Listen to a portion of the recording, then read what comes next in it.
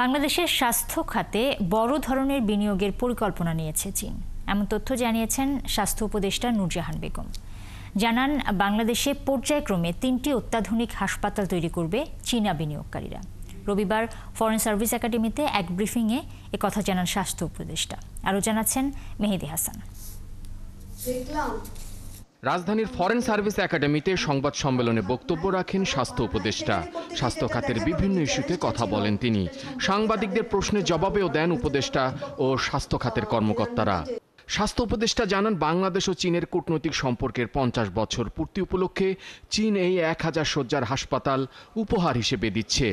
হাসপাতালটি উত্তরবঙ্গ, বিশেষ করে রংপুর, দিনাজপুর ও নীলফামারীর যে কোনো একটি জেলায় নির্মাণের পরিকল্পনা রয়েছে। চায়নার সাথে আমাদের একটা কথাবার্তা চলছে। তারা 50 বছর পূর্তি উপলক্ষে বাংলাদেশকে একটা হাসপাতাল, 1000 বেডের একটা হাসপাতাল গিফট করবে। আমরা এটা ঠিক করেছি, রংপুরে এই হাসপাতালটা করব, সেটার জন্য আমরা প্ল্যানিং করছি। এটি ছাড়াও সাভারের ধামরাইতে রিহ্যাবিলিটেশন সেন্টার ও চট্টগ্রামের কর্ণফুলীতে 500 বেডের হাসপাতাল তৈরি করতে চায় চীন।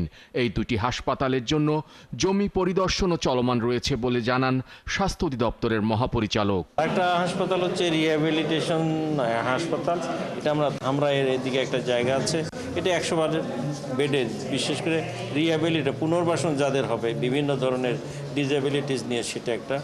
আর হচ্ছে চট্টগ্রামের দক্ষিণ কর্ণফুলীতে আর একটা হাসপাতালের আমরা অ্যাকচুয়ালি ফিজিবিলিটি অ্যাসেস করার জন্য প্রক্রিয়াধীন আছে। Bangladesh rehabilitation centre with robotic physiotherapy support সেন্টারের যন্ত্রপাতি চীন থেকে চট্টগ্রাম বন্দরে এসে পৌঁছেছে বলেও জানান স্বাস্থ্য উপদেষ্টা। শাহবাগের বাংলাদেশ মেডিকেল বিশ্ববিদ্যালয়ে তৈরি হচ্ছে এই সেন্টার। গিফট হিসেবে রোবোটিক ফিজিওথেরাপি করার জন্য একটা সেট দিয়েছেন। এটা বর্তমানে আমাদের কাছে আছেন, চট্টগ্রাম বন্দরে আছেন। আমরা শুল্ক দিয়ে এটা নিয়ে আসতে পারবো।